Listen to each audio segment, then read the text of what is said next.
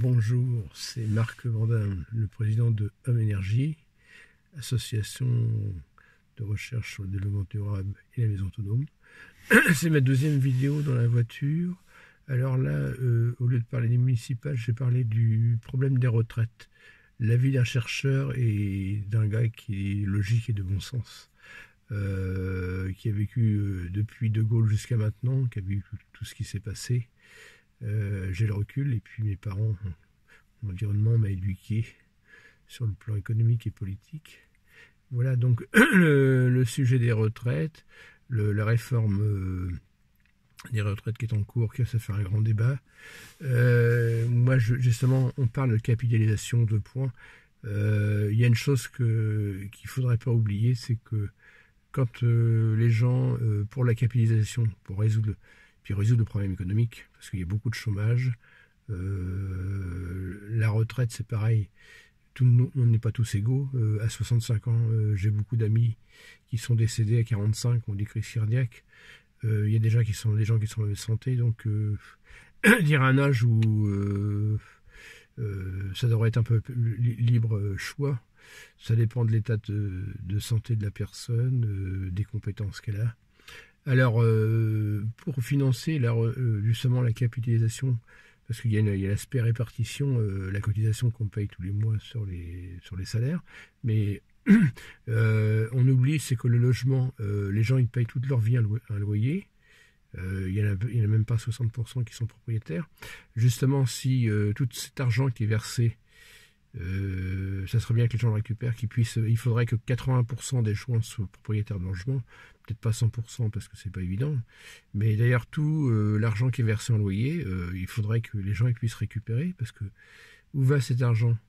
Il y a des gens qui construisent des immeubles qui profitent des plus faibles pour les racketter au niveau logement. Ça commence déjà, un exemple, les étudiants, un jeune étudiant qui paye 800 € de loyer. Quand il va quitter le logement, il n'a rien à lui. Il a cotisé pour un loyer.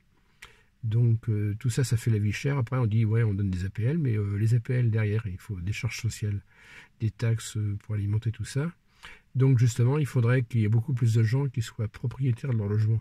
Et puis on appelle ça les primo-excédents. Moi, personnellement, je suis concerné parce que je suis retraité et j'ai un mal de chien à pouvoir arriver à acheter une maison alors que j'ai payé toute ma vie et que j'ai eu un peu d'héritage, mais là, on est tellement racketté, c'est pas facile. Donc justement, le logement est trop cher. Il y a un sujet qui n'est pas abordé. Ça a commencé depuis 1995. Les dépenses de logement sont supérieures aux dépenses alimentaires.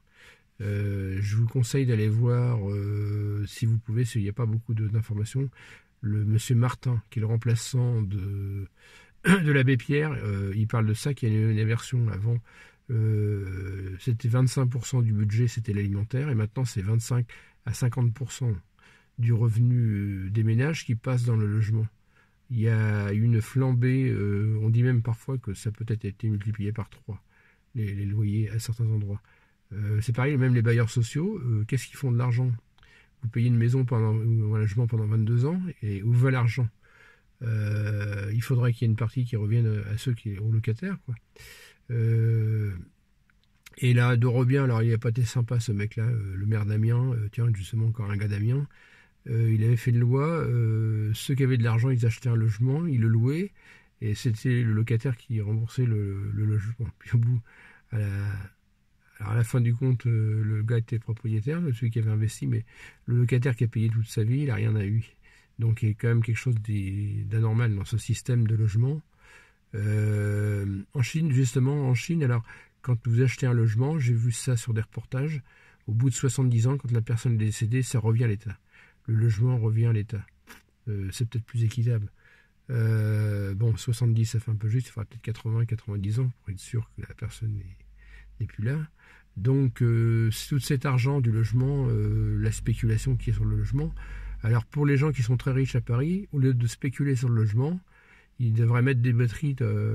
J'ai l'intention d'écrire Anne Hidalgo, ou peut-être le prochain maire. Ça sert que les gens qui sont très riches, qu'ils aient des batteries dans leur logement, parce qu'il ne faut pas oublier que pour alimenter Paris, on fait ça avec des énergies sales. Il y a 14 centrales qui alimentent Paris. Donc, Il pourrait très bien y avoir des batteries, même des batteries au plomb, ça suffit, qui se rechargent la nuit quand l'électricité est en abondance. Et puis, justement, parce qu'il y a le développement durable, si on veut faire du développement durable, il faut stocker l'énergie. Et l'éolienne, les panneaux solaires. Donc, ce problème de logement, il faudrait étudier le dossier. J'aimerais bien que les journalistes se pensent beaucoup plus sur la question. Il y a très peu de reportages là-dessus. Aller au fond des choses, mais pas dans un but idéologique, c'est la réalité. Parce qu'on a besoin de se nourrir, on a besoin de vêtements, on a besoin de logement, ça fait partie des besoins primaires. Le droit au logement pour tous, on n'entend pas souvent parler de tout ça, que ce soit les syndicats là de gauche à droite. D'ailleurs, ça m'agace un peu quand je vois le Parlement. Ça fait penser aux Romains. La reine médiatique, ils s'engueulent, mais est-ce que ça fait avancer quelque chose, ça? On ne trouve pas de solution là-dedans. C'est que des lois, c'est des avocats, des juristes, du baratin, mais il n'y a rien de concret. Donc, alors au niveau du logement, moi je travaille avec mon association justement sur le béton égyptien. Et ça serait intéressant, par exemple, l'hiver, dans un four qui sert à chauffer la maison, on produit de la chaux en même temps qu'on se chauffe. Parce qu'en réalité, quand on produit de la chaux, c'est 15% d'énergie thermique qui est absorbée par la transformation du calcaire en chaux. Et au printemps, la chaux qu'on a fabriquée, qu'on a stockée, mélangée du calcaire broyé et du bicarbonate, on peut couler des murs dans un coffrage en bois de 40 ou 50 cm d'épaisseur. Donc c'est un matériau qui est fait à partir du calcaire. Le four il est fait à partir de briques. On peut faire les briques nous-mêmes, on peut les faire à partir de calcaire. On peut faire un premier four en briques crues et puis après on peut cuire des briques. Alors plus tard je vous mettrai des petites affiches que je passerai devant mon nez sur Primitive Technologies, c'est avec des Y. C'est vachement intéressant, le gars qui construit une maison dans la forêt, avec les matériaux, le calcaire, le bois, l'argile, c'est très intéressant. Alors justement, les gens, au lieu de se morfondre quand les gens sont au chômage, en produisant ces matériaux l'hiver, au printemps, on n'a pas de boulot, mais on va construire la maison. Autoconstruction, il n'y aura pas de taxes à payer, pas de TVA, ça va vous coûter beaucoup moins cher. Alors il faudrait justement, en ce moment j'essaye de voir un architecte, j'ai du mal à le rencontrer, pour parler de ça, qui est intéressé par l'aspect bio, là, c'est des ressources d'autoconstruction, et puis donc le calcaire c'est intéressant, on refait de la pierre reconstituée. C'est un gars qui était à voir les pyramides, là, un chercheur, Joseph Davidovich, il est de Saint-Quentin, à l'université des géopolymères. J'ai été le voir en 2018, j'ai pas réussi, je suis arrivé une semaine après, et il fallait quand même payer 300 € pour faire la conférence, je pouvais pas, j'avais été retenu, puis j'ai écrit, il n'a pas répondu. Alors oui, c'est ça, tiens aussi, au niveau de l'emploi, de beaucoup de choses, de démarches, beaucoup de gens, ils vous répondent pas, vous faites des courriers, c'est pas correct. Alors, j'interpelle tout le monde. Quand vous recevez un courrier, vous répondez aux gens, vous leur téléphonez. C'est la moindre des choses, la correction, parce que les gens, ils ont parfois fait un effort de rédiger une lettre ou passer du temps. Moi, personnellement, quand je reçois des CV de stagiaires, ça m'arrivait à un moment donné, j'en recevais 100 par an. Dès que je recevais un stagiaire, je le lisais. Je téléphonais au stagiaire pour lui demander ce qu'il voulait faire, ce qui l'intéressait. Donc voir si après on pouvait faire un entretien. Donc parce que dans les administrations c'est pareil, il y a beaucoup de gens qui m'ont dit aussi, on écrit aux mairies, aux élus, ils répondent pas. Donc moi-même c'est vrai, à un moment donné j'étais en difficulté avec mon association et mes stagiaires que j'avais sur les bras. J'ai écrit à 11 élus de ma région, en Normandie, là, donc dans le département de l'Eure. Personne ne m'a répondu, c'est quand même aberrant. Aussi les secrétaires, ça serait bien qu'ils transmettent le message au maire. On a un mal de chien, alors justement que ces élections municipales, souvent, à Bernay par exemple, un exemple concret à Bernay, j'ai 3 fois essayé de rencontrer le maire, donner des suggestions, parce qu'ils ont refait la route qui sort de Bernay, qui va vers Rouen. Ils n'ont même pas fait de piste cyclable. C'était pas pour critiquer, c'était pour amener des idées. À Bernay, ils sont très en retard dans les pistes cyclables. Alors quand on dit que ça coûte cher de faire une piste cyclable, mais quand on construit la route, là, ça coûte pas très cher. C'est une question de volonté. puis d'ouverture d'esprit. Donc le problème des municipales, moi ce que je reproche, c'est une bande de copains qui va s'approprier la mairie, et puis les autres qui sont à côté, qui ont des idées, ils n'ont pas le droit d'intervenir. C'est pareil que au niveau des hommes politiques, du système. Il faudrait qu'il y ait quand même plus les gens qui ont des compétences, qui peuvent vite consulter, participer aux décisions, aux choix. Alors donc, au niveau du département de l'Eure, justement, des départements où il y a des zones désertiques, et il y a une grande nationale qui traverse le département, justement, le fait de construire des maisons, par exemple des éco-villages, alors dans mon système, là, on fabrique un four, on construit une première maison qui produit l'énergie, les matériaux, et puis on peut faire un éco-village. Parce qu'on a 40 km de national, on a l'axe routier qui existe. Il suffit de créer des villages, parce que justement, on ne crée plus rien. On a les Gaulois qui ont créé, à l'époque des Gaulois, au Moyen-Âge, il y a eu des villages de créer, maintenant on ne crée plus. Il faudrait créer des villages, parfois il y a des endroits, il y a des ressources naturelles, il y a de l'eau, il y a de l'argile, du calcaire, ça peut bien pousser, il y a même peut-être des sources, parfois il y a des ressources, il y a tout ce qu'il faut, surtout que maintenant c'est facile de construire une maison sans être relié à quoi que ce soit, puisqu'il y a le téléphone sans fil, on peut produire l'énergie d'une manière autonome. Alors moi dans mon système, justement à partir du four, il peut produire du gaz aussi, un système de gazogène qui peut faire tourner un groupe électrogène. Et d'ailleurs ceux qui possèdent des groupes électrogènes, il faut bien leur attirer l'attention qu'un groupe électrogène c'est fait pour répondre à une puissance importante ponctuellement, mais c'est bien d'avoir des batteries. Par exemple, le groupe électrogène charge des batteries, et les batteries c'est elles qui servent à alimenter un onduleur pour fournir les besoins en énergie 24 heures sur 24. Et le truc le plus important, c'est l'éclairage. Donc il faut penser à ça, que le groupe électrogène c'est une puissance importante, mais parfois le courant n'est pas de très bonne qualité aussi. Il faut voir ça aussi, que ça peut provoquer des chocs sur les... Alors la solution, c'est par exemple de groupe électrogène, il charge les batteries et puis il alimente de gros appareils comme un Cumulus, ou qui sont pas très exigeants en forme du courant, et puis tout ce qui est électronique, il passe par la batterie. C'est l'onduleur, c'est ce qu'on appelle online, en ligne, en permanence. Donc la maison autonome, j'aimerais bien que des gens s'intéressent à ce que je fais. Alors aussi dans la voiture, quand je voyage, aussi pour ceux justement qui ont un problème de travail, j'ai fait un prototype couchette. Là je vais faire une deuxième vidéo, j'ai amélioré, les planches se replient. Quelqu'un qui va travailler loin, il peut dormir dans la voiture, il y a un lit, on installe un lit dans la voiture. C'est pas très coûteux et ça va peut-être faire chuter le prix de l'immobilier. Il faut casser la spéculation immobilière. C'est là qu'il y a une clé pour arriver à relancer l'économie, gagner du pouvoir d'achat.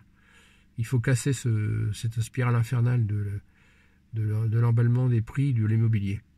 Et justement, il faut voir... et puis penser qu'il faut construire des maisons. Et puis, un truc que je trouve... J'ai un copain qui est en région parisienne, il est à 30 km de Paris, il essaie de faire construire. Les terrains sont à 100 000 €, c'est aussi cher que la maison. Il y a une aberration sur le prix des terrains. Et puis, pareil pour Paris, pourquoi il y a autant de gens?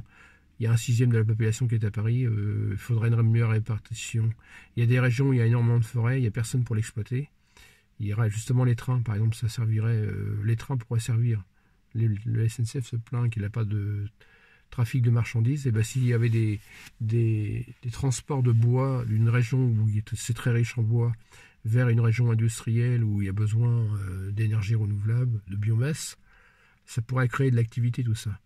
Il faudrait mieux répartir la population sur le territoire. C'est des gens qui ont des compétences. Tout le monde est amassé dans les villes. Il ne faut pas oublier qu'une ville, c'est très polluant. Pour faire de l'eau potable, il faut toute une installation, alors qu'il y a des régions où il y a des sources naturelles. Pareil pour l'énergie, hydroélectrique, tout est électrique en ville, mais pour produire l'électricité, soit des déchets nucléaires ou des centrales thermiques, et il y a beaucoup de choses qui sont polluantes pour alimenter la ville. Donc la ville elle-même génère beaucoup de pollution. Alors que si on a des éco-villages, par exemple 10-12 maisons, là on est près de la nature, on peut avoir du jardin, on peut extraire son énergie du bois. Alors, en ayant une maison très bien isolée, Moi, je trouvais un truc intéressant, c'est le chauffage avec l'air chaud. Et on renvoie l'air vicieux au four. Donc, on peut avoir, au lieu de se chauffer au gaz d'électricité, le nucléaire, parce qu'il ne faut pas oublier qu'il y a 30% du parc d'habitat qui consomme de l'énergie nucléaire. 30% de l'énergie produite par les centrales nucléaires, elle va pour chauffer les maisons. Donc les maisons sont chauffées au nucléaire. Donc il y a là, si on veut réduire de 80% d'énergie nucléaire, ou peut-être 70, on va dire 70 à 50, eh ben, ça serait bien des maisons. Il y a la pompe à chaleur aussi. Il y a la pompe à chaleur quand on construit une maison neuve, c'est très intéressant. Pour les maisons existantes, quand il y a du bois, de la biomasse, et puis en étant bien isolé. Alors justement, il y en a qui disent ouais, le bois ça pollue. Alors moi j'ai trouvé une solution, c'est dans le four justement en fabriquant la chaux. Sur la sortie, la cheminée, je mets des blocs de chaux vive et ça absorbe tous les gaz acides, le soufre, les particules de carbone. C'est impressionnant, ça se comporte un peu comme un aimant. Et après on peut rebrûler toutes les particules de carbone qui ont été captées par la chaux. On peut le recycler dans le four. Donc c'est un moyen de dépolluer. Justement, je me rends compte que on revient aux choses fondamentales avec la terre, le calcaire, l'eau, le bois. Ces matériaux de base, on peut construire des matériaux pour construire des maisons et puis qui peuvent être très solides, quoi. Puisque le béton égyptien, c'est de la pierre reconstituée. C'est la même propriété que la pierre. Donc, il faudrait voir, donc pour le logement, tiens justement, Élise Lucet qui fait des reportages vachement intéressants, il faudrait cache investigation sur ce scandale de l'immobilier, revenir à ce qui s'est passé depuis 1995. À mon avis, c'est à cause de l'Europe. Les gens avaient plus confiance à l'argent, ils se sont mis à spéculer sur le logement. Et ça nous pourrit la vie, ça fait la vie chère. Et donc pensez le système de ceux qui vont travailler loin, d'installer un lit dans votre voiture. Et puis vous pouvez faire tourner le moteur. Ça consomme à peu près 1 litre à l'heure si vous dormez 7 heures, à peu près pour peut-être 5 litres de carburant, vous êtes chauffé, ou la clim, parce que s'il fait très chaud. Alors c'est dommage que les constructeurs n'ont pas conçu une voiture, il est prévu de faire une clim alimentée par des batteries 42 volts. Et ça s'est pas fait. Les clims électriques, parce que comme ça permet d'avoir le chauffage. Alors, par contre, dans la voiture électrique, il faut passer une pompe à chaleur. C'est Valeo qui fait ça. Alors, dans la voiture électrique, si vous faites tourner le chauffage, c'est une pompe à chaleur, donc qui extrait l'énergie calorifique de l'air ambiant. Donc, c'est plus économique, quoi, parce qu'il n'y a pas la chaleur du moteur.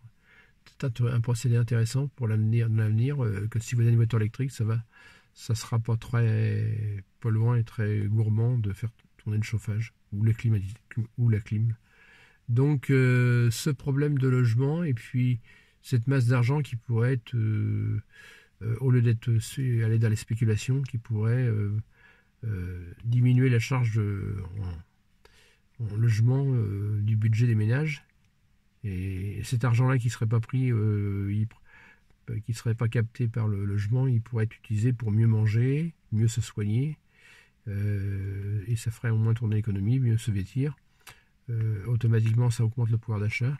Moi, dans mon cas précis, j'ai calculé que si j'avais le chauffage au bois là, dans ma maison au lieu d'un chauffage électrique, j'aurais déjà une économie, rien qu'avec un poêle, 100 € d'économie. Je divise la facture d'électricité par. Donc 100 € de pouvoir d'achat en plus.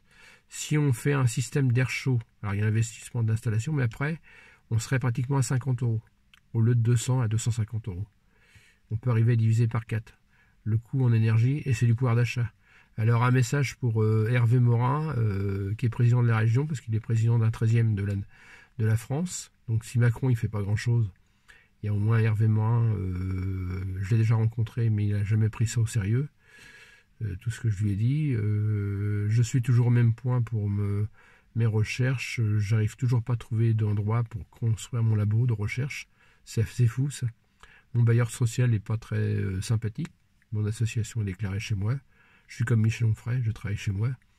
Donc Voilà donc pour cette histoire de retraite, pensez au problème du logement. Il faut s'attaquer au problème du logement. Le droit au logement pour tous et puis baisser les prix du logement, ça va donner du pouvoir d'achat.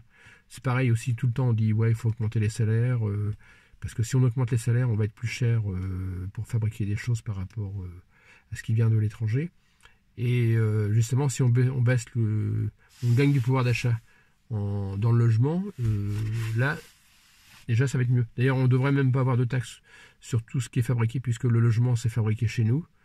Donc on taxe aussi, je reviens dans l'esprit nationaliste, ils ont raison, taxer ce qui vient de l'étranger, mais tout ce qui est fait chez nous, très peu taxé.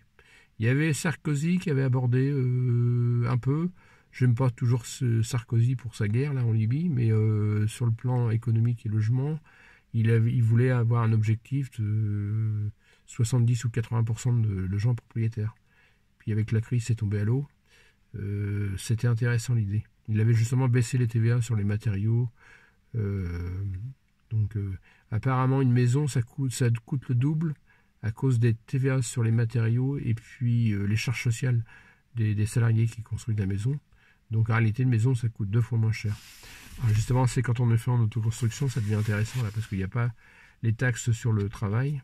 Évidemment, ça demande un effort. Et puis, il faut des gens, il faut quand même des compétences. Il faut quand même qu'il y ait un maçon, un architecte.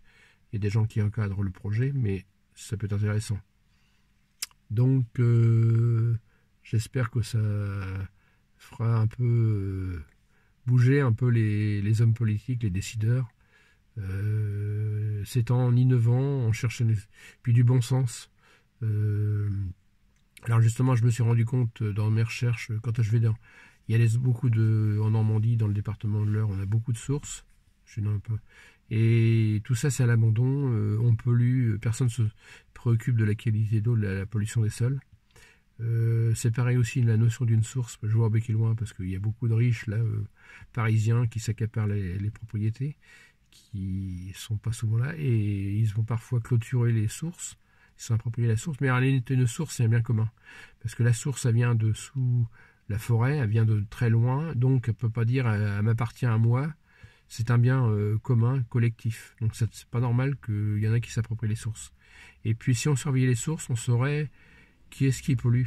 Et puis ouais, ça permettrait aux gens, en toute confiance, de prendre de l'eau gratuite. Ça c'est de l'eau gratuite. Et puis parfois qu'il y a des propriétés meilleures que l'eau du robinet, puisqu'il n'y a pas de produits chimiques qui sont ajoutés, si la terre n'est pas polluée. Donc voilà, ce problème de logement, l'habitat, bien regarder ça, parce qu'il n'y a pas beaucoup de reportages là-dessus. Ça serait bien que les journalistes se penchent là-dessus. Voilà, ça permettrait de dégager du budget. Il y a aussi un autre truc très important, c'est qu'il faut que les prix baissent. On n'arrête pas d'augmenter les prix. Si, par exemple, un exemple, à l'époque où il y avait le magnétoscope s'est développé à partir du moment que les prix ont baissé. Quand on a des trucs de plus en plus chers, ça ne permet pas aux gens d'accéder à ces produits, puis de le développer. Il ne faut pas oublier que ces entreprises veulent marcher, veulent fonctionner. Il faut qu'on puisse accéder à certains produits. Le logement, il y a énormément de besoins en logement, c'est quand même fou. Alors aussi de créer des villages, moi je dis, il y a des axes routiers parfois, il y a tout ce qu'il faut. Il y a juste le village à créer, puis ça y est, il est desservi, il n'y a même pas de route à faire. Surtout que maintenant on fait faire des villages autonomes. Et puis par exemple sur 10 ou 12 maisons, il y en a une principale où il y a un technicien qui s'occupe de la gestion énergétique, quoi. Les ressources, eau, énergie. Donc c'est possible. En plus avec l'eau de pluie en Normandie, il pleut beaucoup, alors donc on peut récupérer l'eau de pluie, la purifier.